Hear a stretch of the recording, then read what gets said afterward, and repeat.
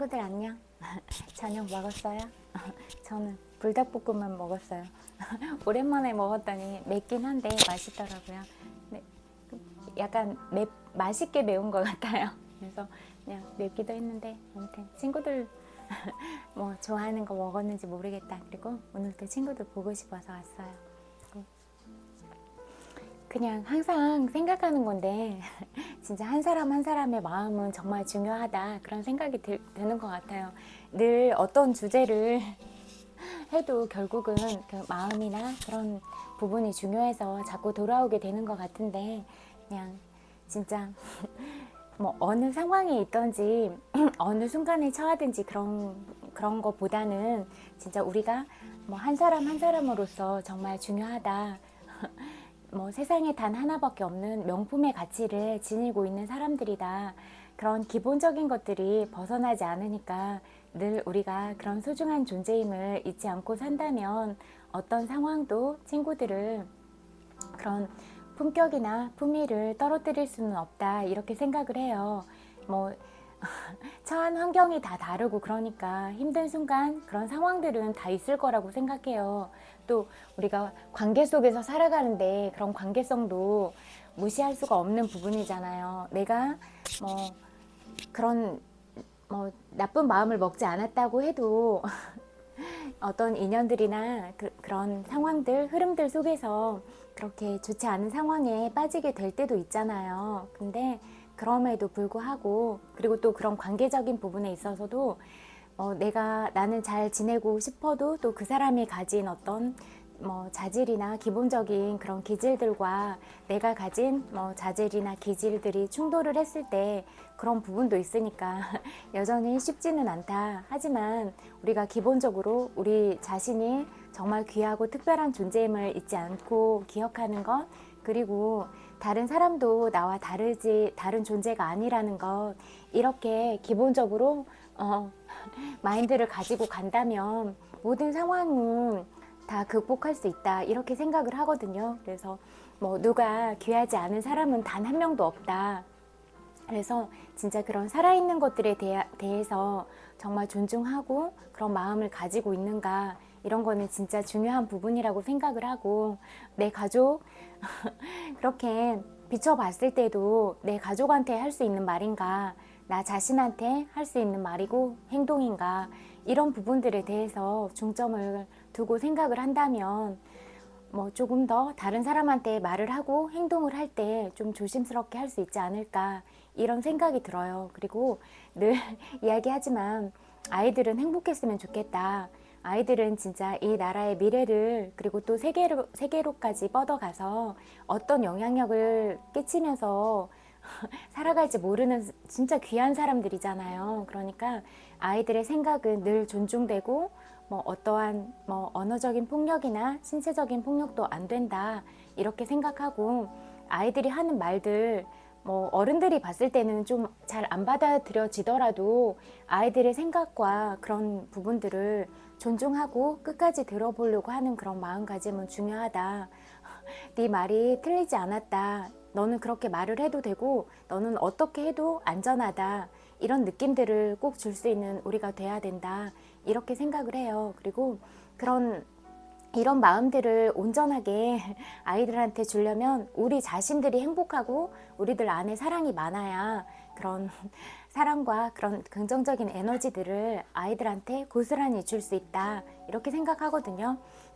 저는 제가 애들을 좋아해서 어린이집에 있기도 하고 뭐 보육원에 있기도 했는데, 나중에 그 보육원 애들이 많이 죽었어요. 그러니까 그런 소식을 들었을 때 너무 가슴 아팠거든요. 근데 그 전에 뭐 제가 데리고 키울 때도 나이는 진짜 어린데 정말 어린 아이부터 어른인 저보다 살아온 날들이 진짜 파란만장하거든요.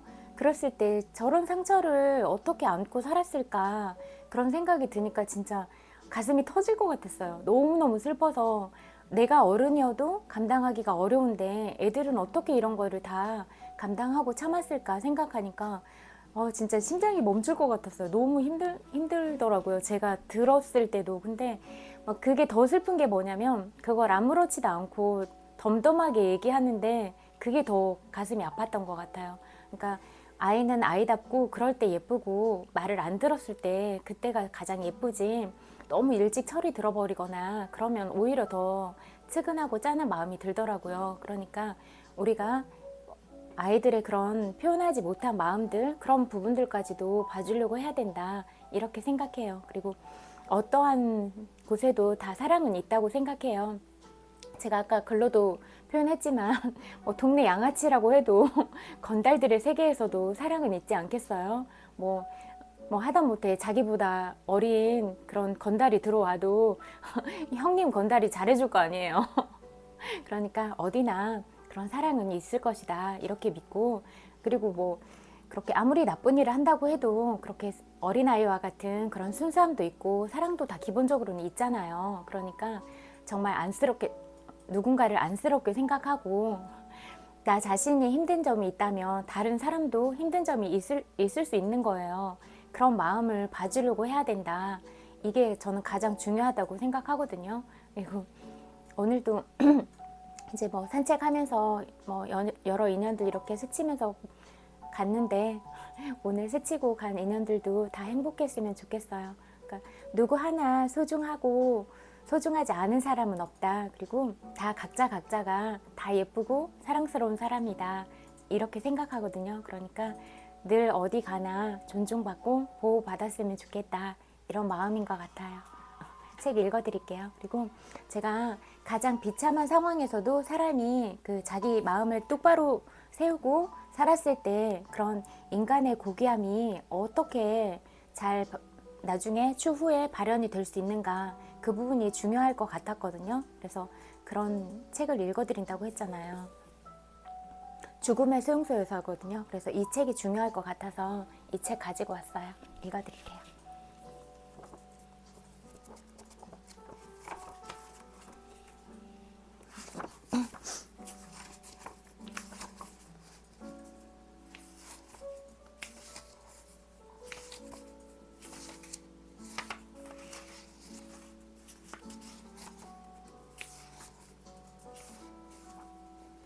강제 수용소에서의 체험. 강제 수용소에 있었던 보통 사람들의 이야기. 이 책은 어떤 객관적인 사실이나 사건에 대한 보고서가 아니다. 개인적인 체험, 즉 수백만 명의 사람들이 시시때때로 겪었던 개인적인 체험에 관한 기록이다. 생존자 중 한 사람이 들려주는 강제 수용소 안에서의 이야기이다. 그동안 너무나 많이 들어왔던 끔찍한 공포에 관한 이야기가 아니라 수많은 사람들이 겪었던 작은 고통들에 관한 이야기다. 다시 말해서 이 책은 강제 수용소에서 일상이 평범한 수감자들의 마음에 어떻게 반영되었을까 하는 질문에 답하기 위해 쓴 것이다. 여기에 나온 대부분의 규모가 큰 수용소나 이름 있는 수용소에 있었던 것이 아니다. 대량 학살이 실제로 자행되었던 소규모 수용소에서 일어났던 것이다. 또한 이 이야기는 위대한 영웅이나 순교자의 고난과 죽음에 관한 이야기가 아니며 관리인 행세를 하며 특권을 누렸던 카포들이나 유명한 수감자들에 관한 이야기도 아니다. 저명 인사의 실현에 관한 이야기가 아니라 이름도 없이 기록도 없이 죽어간 수많은 사람들의 희생과 실현, 그리고 죽음에 관한 이야기이다. 소매의 신분을 구별해주는 특별한 표시조차 달지 못한 채 카포드로 멸시를 받았던 보통 수감자들의 이야기이다. 카포, 우리 안의 또 다른 지배자. 보통 수감자들에게 먹을 것이 아주 조금 있거나 아예 없을 때에도 카포들은 절대로 굶는 일이 없었다. 그들 인생 전체를 놓고 보았을 때 카포들은 오히려 수용소에 있을 때 가장 영양 섭취를 잘한 것으로 알려져 있다. 감시하는 병사들보다도 나치 대원들보다도 카포들이 수감자들에게 더 가혹하고 악질적인 경우가 많았다. 물론 카포들은 수감자 중에서 뽑았다. 수감자 중에서 이런 일을 하기에 적합한 성격을 가졌다고 인정이 되면 카포로 뽑혔고, 기대했던 대로 일을 잘 해내지 못하면 즉시 쫓겨났다. 일단 카푸가 되면 그들은 금세 나치 대원이나 감시병들을 닮아갔다. 따라서 이들의 행동을 판단할 때에는 나치 대원이나 감시병들과 같은 정신의학적 기준을 가지고 판단해야 할 것으로 본다. 치열한 생존 경쟁의 각축장. 수용소 생활을 경험해보지 못한 사람들은 수용소 생활에 대해 그릇된 생각, 즉 감상이나 연민을 갖기 쉽다. 하지만 밖에 있던 사람들은 당시 수감자들 사이에서 벌어졌던 생존을 위한 치열한 싸움이 무엇을 의미하는지 전혀 모른다. 그것은 일용할 양식과 목숨 그 자체를 위한 투쟁이자 자기 자신과 사랑하는 친구를 구하기 위한 피비린내 나는 투쟁이었다. 이제 일정한 수 수감자를 다른 수용소로 이동시킨다고 공식적인 발표가 났을 경우를 살펴보자. 그러면 사람들은 그 최종 목적지가 당연히 가스실일 것이라고 생각한다. 수감자 중에 병에 걸렸거나 쇠약한 일을 할 수 없는 사람들을 뽑아 가스실과 화장터가 있는 큰 수용소로 보내는 경우가 종종 있기 때문이다. 그 해당자를 가리는 과정이 곧 개별적인 수감자들 사이에 혹은 수감자 집단 사이에 벌어지는 무차별적인 싸움의 도화선이 된다. 그들에게 중요한 것은 희생자 명단에서 자기 자신의 이름이나 친구 이름을 지우는 것이다. 한 사람을 구하려면 다른 사람을 희생시켜야 한다는 것을 뻔히 알고 있으면서도 말이다. 수송을 할 때마다 수용 인원은 정해져 있었다. 수감자들에게는 모두 번호가 있었고 그들은 번호 이상의 의미를 갖지 못했다. 때문에 누가 수송이 되느냐는 별로 문제가 되지 않았다. 수용소로 들어올 때 적어도 아우슈비츠에서는 그랬다. 수감자들의 신상을 적은 기록은 소지품과 함께 압수되었다. 따라서 수감자들은 가짜로 이름이나 직업을 댈 수 있었으며 여러 가지 이유로 실제 이렇게 하는 수감자들이 많았다. 수용소 당국이 관심을 갖는 것은 잡혀온 사람들의 번호였다. 이 번호는 수감자의 살갗에 문신으로 새겨지거나 바지나 옷도리 혹은 외투에 수놓아졌다. 감시병이 어떤 수감자를 벌주고 싶다고 생각하면 그저 그 번호를 힐끗 그 눈초리를 얼마나 무서워했던가 보기만 하면 그만이었다. 그는 절대로 이름을 물어보지 않았다. 그렇다면 이제 곧 수송될 처지에 놓인 수감자들을 살펴보자. 그들에게는 도덕적이고 윤리적인 문제에 대해 관심을 기울일 여유도 없고 또 그러고 싶은 생각도 없다. 모든 사람들이 오로지 한 가지 생각에만 사로잡혀 있다. 집에서 자기를 기다리고 있을 가족을 위해 살아남아야 한다는 생각, 아니면 이제 곧 끌려갈 친구의 목숨을 구해줘야 한다는 생각뿐이다. 그래서 그는 주저하지 않고 자기를 대신할 사람, 즉 다른 번호를 수송자 명단에 집어넣는다. 앞에서 이미 말했지만 카포는 인간의 부정적인 측면을 기준으로 선발한 사람이다. 수감자 중에서 가장 성질이 난폭한 사람에게 이 일이 돌아갔다. 운 좋게 가끔 예외적인 경우가 있기도 하지만 나치 대원들에 의해 행해지는 이런 카포 선발과는 별도로 수감자들 사이에서도 시시때때로 자체 선발이 행해지고 있었다. 이 수용소에서 저 수용소로 몇 년 동안 끌려다니다 보면 결국 치열한 생존 경쟁 속에서 양심이라고는 눈꽃만큼도 찾아볼 수 없는 사람들만 살아남기 마련이다. 그들은 수단과 방법을 가리지 않을 각오가 되어 있는 사람들이었다. 자기 목숨을 구하기 위해 잔혹한 폭력과 도둑질은 물론 심지어는 친구까지도 팔아 넘겼다. 운이 아주 좋아서였건 아니면 기적이었든 살아 돌아온 우리들은 알고 있다. 우리 중에 정말로 괜찮은 사람들은 살아 돌아오지 못했다는 것을. 이 책을 쓰게 된 동기, 강제 수용소에서 실제로 일어난 일을 기록한 글은 그동안 수없이 많이 있었다. 하지만 이 책에서는 비록 실제 일어난 일이더라도 그것이 한 개인의 체험과 관련된 경우에만 중요한 의미를 갖는다. 앞으로 전개될 글에서 내가 밝히고자 하는 것은 이런 체험의 명확한 본질이 무엇인가 하는 것이다.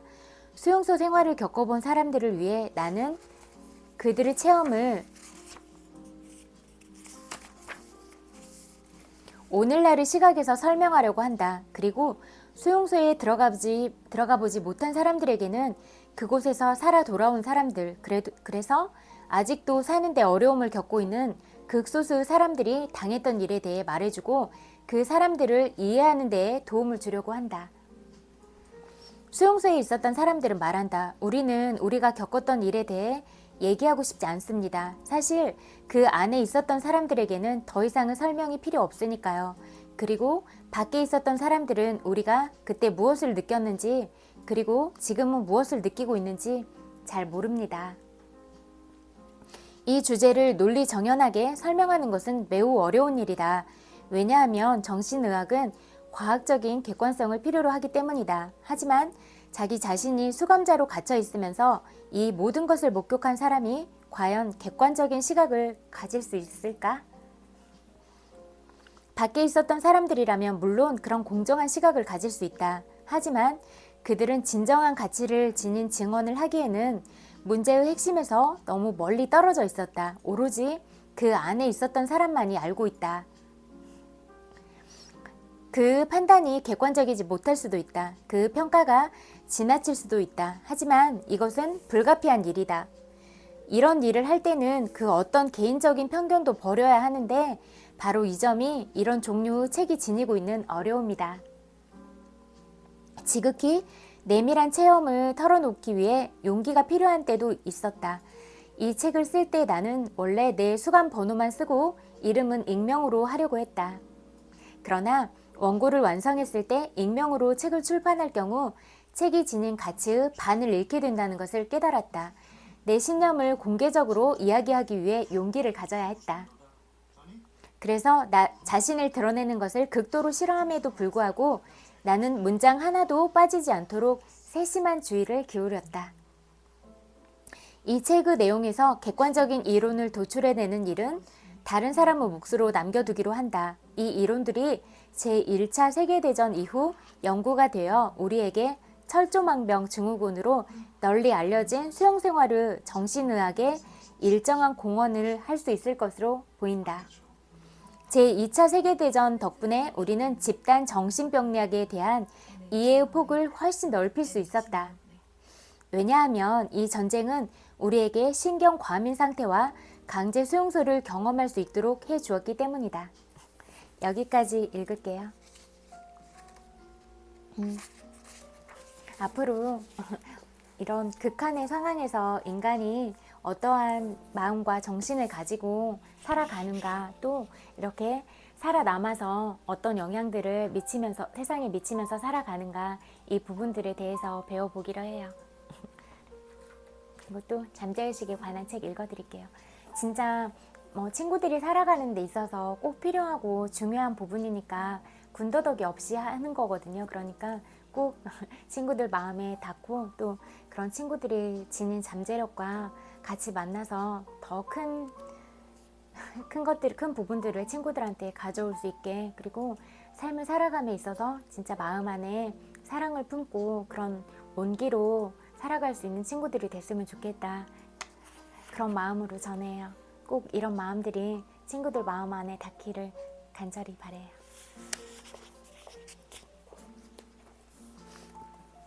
수천 달러를 벌게 해준 아이디어.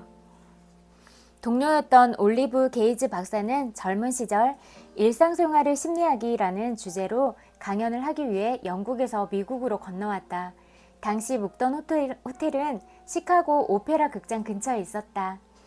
오후 창밖을 바라보는데 많은 인파가 오페라 극장에서 쏟아져 나왔다.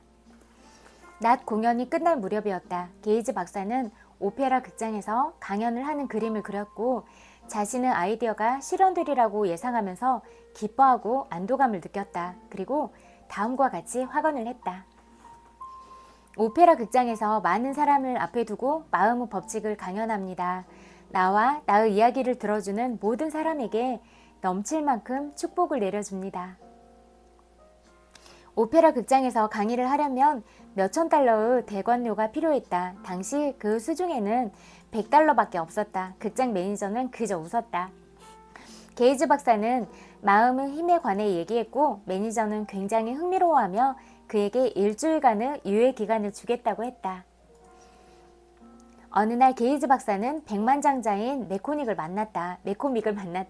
그는 게이지 박사의 정신기법에 큰 흥미를 보였다. 그래서 다른 11명의 백만장자를 초청해 오찬 모임을 열었다. 게이즈 박사는 오찬 모임에서 마음의 힘에 관해 설명했다. 그 강의를 들은 백만장자들은 엄청난 액수를 기부했고 게이즈 박사는 그 돈으로 장소를 대관하고 광고비까지 댈 수 있었다. 게이즈 박사의 꿈은 이루어졌다. 강연이 끝나자 사람들이 오페라 극장에서 우르르 나왔다. 바로 몇 주 전 호텔 방 창문에서 오페라 극장을 보면서 상상했던 것과 똑같은 광경이 눈앞에 펼쳐진 것이었다. 오두막을 짓는 목수가 고층 빌딩을 짓는 건축가가 되기까지. 애리조나주 피닉스에서 강의하던 중 한 남성과 이야기를 나누었다. 그는 20년 전만 해도 사막 도시에서 평범한 일을 하는 목수였다. 도시 근처 산에 있는 낡고 보잘것없는 오두막에 살았다. 어느 날 그는 뉴욕에 있는 고층 빌딩 같은 건물을 짓고 싶은 마음이 들었다. 그리고 다음과 같은 확언을 하기 시작했다. 나는 부자가 되고 있습니다. 나는 다른 사람을 부자로 만들고 모든 사람을 축복합니다. 태도를 바꾸자 사람들이 목공일을 잇따라 의뢰하기 시작했다. 사업은 급속도로 성장해서 혼자 할 수 없는 지경에 이르렀고 더 많은 직원을 고용해야만 했다. 그는 건강상의 이유로 요양을 하러 온 한 자산가에게 집을 주어주었다. 집을 멋지게 짓자 자산가는 그를 하청으로 고용했고 약간의 중개료를 벌면서 다른 기업과 연결해주기 시작했다. 자산가가 세상을 떠나기 전 그는 목수에게 사업의 소유권을 넘겨주었다. 목수였던 남성은 이제 수백만 달러를 가진 자산가로 여러 고층 건물을 짓는다. 목수처럼 스스로를 부자라고 느낀다면 사방에서 흘러들어오는 뜻밖의 축복에 놀랄 것이다. 지금의 사업을 다른 방면으로도 확장할 수 있다. 성장할 기회는 언제나 존재한다. 어떤 여성이 남편 문제로 찾아온 적이 있었다. 남편은 정부와 세금, 경쟁 시스템 때문에 돈이 남아나지 않는다고 쉴 새 없이 불평했다. 남편과 이야기를 나눠보니 남편은 자신이 현재 처한 상황의 주인이 아니라 사회 구조의 피해자라고 생각하고 있었다. 하지만 창의적인 계획을 세우면 조건과 환경을 극복할 수 있다는 걸 깨닫기 시작했다. 그래서 매일 증가의 법칙에 따라 사업을 성장시키는 확언을 했다. 이런 내적 진리로 마음을 채우니 외적인 생활이 더욱 풍요로워졌다. 이제 그는 자기 사업을 하고 있으며 사업은 매우 번창하고 있다. 회사에서 성장할 기회가 없다거나 임금이 직급별로 정해져 있어서 월급이 오르지 않는다거나 자기 개발을 하지도 않으면서 승진할 방법이 없다고 불평불만만 늘어놓는 사람들이 있다. 하지만 항상 맞는 말은 아니다. 자신이 처한 상황과 관계없이 마음의 법칙을 사용한다면 발전하고 앞으로 나아갈 수 있다. 장차 내가 되고 싶은 모습을 분명하게 그린 후 결단력 있게 꾸준히 앞으로 나아가라. 잠재의식의 힘과 지혜가 도와줄 것이다. 마음속에 품은 이미지가 잠재의식에서 발전해 객관적인 경험으로 펼쳐진다는 것을 믿어라. 지금 하는 일을 사랑하고 지금 있는 곳에서 최선을 다하라. 친절하고 상냥하며 부침성 있게 타인을 대하고 선의가 넘치는 사람이 되라. 크게 보고 부를 생각하면 현재 하는 일은 성공을 위한 도약의 발판이 될 것이다. 나의 진가를 깨닫고 부자가 되리라고 마음속으로 주장하라. 그리고 상사든 동료든 고객이든 친구든 일상에서 마주하는 주변 사람들이 부자가 되길 바라라. 그러면 부와 발전의 에너지가 퍼지는 걸 느낄 것이고 무한한 지성은 조만간 나에게 새로운 기회의 문을 열어줄 것이다. 세상에서 나를 막을 수 있는 건 아무것도 없다. 나를 막는 것은 나 자신과 내 생각과 내 관념뿐이다. 발전하고자 하는 마음이 있고 마음의 눈으로 성장하는 모습을 그리면 더 많은 부를 얻고 지위를 높이며 위신을 떨칠 기회가 생겨날 것이다. 새로운 아이디어를 고민하지 말고 받아들이면 더 크고 훌륭한 기회가 찾아올 것이다. 발전하는 삶을 살기 시작하자. 그리고 지금 여기에서 무한한 부를 경험해보자. 창의력은 성공을 위한 계획의 모든 단계를 이끄는 에너지다. 창의적인 생각이 강점과 융합되면 주관적인 믿음이 되어 잠재의식에 새겨진다. 주관적인 믿음은 조화로운 상황과 조건을 창조해 객관적인 현실이 된다. 나는 창조적인 중심이다.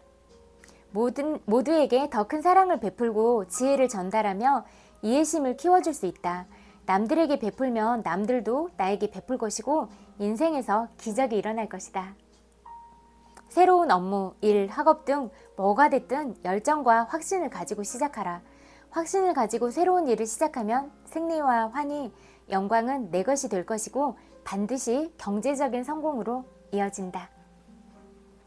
기회는 곳곳에 널려있다. 내가 원하는 모습을 마음속에 그리고 이루어지리라 느끼며 잠재의식의 힘을 진정으로 믿으면 정말 원하는 대로 이루어진다.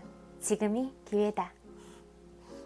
인내와 끈기, 투지를 발휘해 직장에서 더 높은 지위로 올라가거나 목표로 하던 이상에 더 가까이 다가갈 수 있다.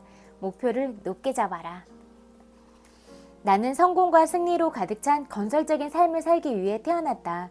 성공으로 가는 왕도가 이제 나의 것이라고 주장하며 믿어라. 그러면 우주 원리가 나를 위대한 승리와 경이로운 성공의 길로 인도할 것이다. 잠재의식에 관한 책도 여기까지 읽고 내면화에 치유할게요.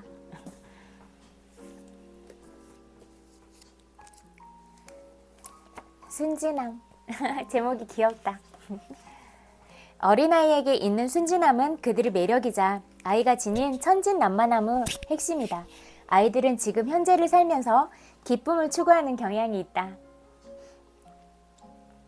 크리스토퍼 몰리가 말한 것처럼 아이들은 인생의 괴상한 수수께끼를 잘 받아들인다. 그들 안에 있는 이상한 신성은 좋은 것과 나쁜 것 또는 옳고 그른 것 등에 대한 판단이 부족하기 때문에 나타난 것이다. 아이들은 활기를 쫓아 움직인다. 처음에 그들의 움직임에는 방향이 없다.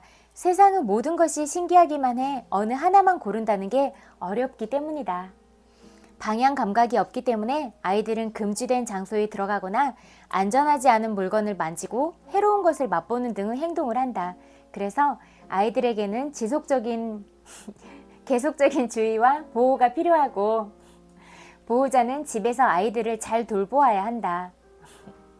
물론 이런 일들은 보호자의 세심한 주의와 많은 시간을 필요로 하기 때문에 건강한 사람이라도 때때로 힘에 겨워 화를 내곤 한다. 아이는 보호자가 화난 걸 보면서 놀라기도 하고 혼란스러워 하는데 왜냐하면 아이들은 자기가 하는 것이 아주 재미있고 즐거운 일이라고 생각하기 때문이다. 보호자는 참을성과 이해심이 있어야 한다. 이런 자질이 부족한 부모는 아이에게 너무 많은 것을 기대하려고 한다. 신체적 학대와 관련된 사례 중 대부분의 경우 학대적인 부모들은 자기 아이가 고의로 심술궂게 군다고 믿고 있었다. 이들은 아이가 자기 나이보다도 더 성숙한 행동을 하기를 바라는 것이었다. 이건 좀 아닌 것 같아요. 아이는 아이다웠고 말도 좀 안 듣고 그래야지 귀엽잖아요. 좀 힘들 수는 있지만 그래도 그렇게 말도 안 듣고 자기 주관도 뚜렷하고 그래야지 밖에 나가서도 나중에 자기의 의견을 정확하게 이야기할 수 있고 또 그런 자기가 이것저것 해보려고 그런 자기 의견이나 주장들을 가지고 있어야 또 창의력으로 빛날 수도 있다. 그래서 이런 부분들은 그냥 아이가 가진 그 모습과 자질 그대로 인정해주는 부분이 필요하고 오히려 이걸 하지 말아라 라기보다는 아이 스스로 보호하고 자기에 대한 존중을 하는 방법, 상대방에 대한 존중을 하는 방법 이런 거를 알려주는 게 더 중심이 돼야 되는 것 같아요. 그리고 특히 이제 인간관계가 주를 이루니까 그런 감정에 대한 것들을 배우고 또 경제적인 부분도 요즘에는 일찍부터 배운다고 하긴 하던데 그런 것도 어릴 때부터 경제교육과 인성교육은 그렇게 동시에 이루어져야 한다. 그리고 교육은 멀리 보고 이루어져야 한다. 이런 생각이 들어요. 진짜 주입식으로 달달 외우고 이런 거보다는 창의력을 더 살릴 수 있는 그런 방향으로 가야 된다. 그리고 꼭 공부 위주만이 아니라 각자 잘하는 영역을 개발하고 그렇게 할 수 있도록 그렇게 많은 부분들이 열려야 된다. 그렇게 생각이 되어지는 것 같아요. 금지된 영역에 들어가려는 위험한 성향은 아이 안에 있는 타고난 사악함의 증거라고 종종 인용되곤 한다. 이 천성적인 악함은 아담과 이브가 저질렀던 원죄의 결과라고 주장되어 왔다. 그리고 이 원죄 교리는 억압적이고 잔인한 아이 교육, 양육 형태의 주요한 근거가 되었다. 이건 말도 안 돼요. 그러나 아직까지 아이들이 가지고 있다는 이 천성적인 사악함을 지지해 줄 만한 어떤 임상적인 증거도 없다. 반면 또 다른 문제는 아이들의 순진함과 천진난만함에 대한 부모의 과잉보호다. 이런 과잉보호 때문에 어른이 되어서도 어처구니 없는 무지함에 갇혀있곤 한다. 내가 기억하고 있는 한 신학생의 경우 목사 안수를 1년 정도를 남겨둔 그는 여자의 생식기에는 3개의 구멍이 있다고 믿는 자신의 생각을 이야기해버렸다. 너무도 순진한 이 신학생은 아무런 성적 지식이 없었던 것이다. 뿐만 아니라 대부분의 많은 여성들이 성적인 지식이 전혀 없기 때문에 처음으로 생리가 닥쳤을 때 종종 당황해하곤 한다. 성교육도 어릴 때부터 꼭 필요한 것 같아요. 내 몸을 지키고 이렇게 상대방으로부터 나를 보호하고 이런 것들이 중요한 것 같아요. 진짜.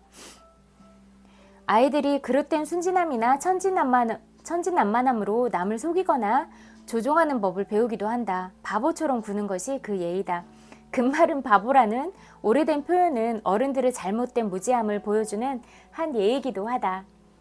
버림받을까봐 두려워 신경질적으로 떼쓰며 울거나 애원하는 것도 바보처럼 구는 행동들이다. 이런 행동들은 아이들이 성숙해지고 책임감을 가지고 어려움을 이겨내는 것을 회피하게 만든다. 그렇지만 당신 안의 놀라운 아이가 가진 순진함과 천진난만함은 바로 당신 안의 상처받은 내면 아이가 회복되는 진행 과정에서 커다란 장점이 될 수 있다. 순진함은 유수나무 주 요소로서 가르침을 받을 수 있는 상태임을 뜻한다. 당신의 상처받은 내면 아이가 회복되면 놀라운 아이가 당신 안에서 나타나게 된다. 당신과 당신 안에 있는 놀라운 아이는 새로운 것을 창조하는 법을 배우고 경험할 때 서로 협력할 수 있게 된다. 의존성. 아이들은 자신의 선택과는 상관없이 천성적으로 의존적이며 도움이 필요한 존재이다.